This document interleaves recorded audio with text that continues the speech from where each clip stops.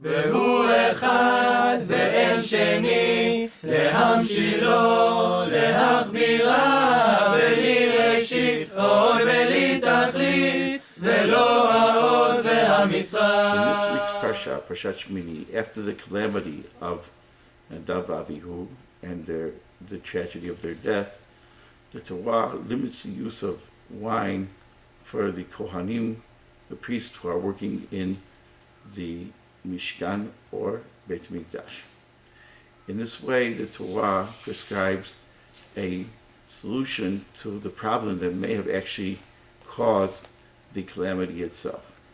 The use of alcohol in a rampant fashion in a way that can endanger people who are drinking, very much like people who drink and drive.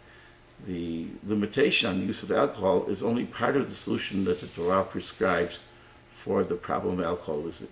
In Parshat Shlach, we will learn that the use of wine is part of the service of the Beit HaMikdash. And we know in Jewish tradition, wine is used for sacramental purposes. In other words, the Torah seems to prescribe a double approach to the problem of the misuse of wine. One is to limit its use, and the other is to sublimate its use and use it for purposes of kedusha, of the service of God.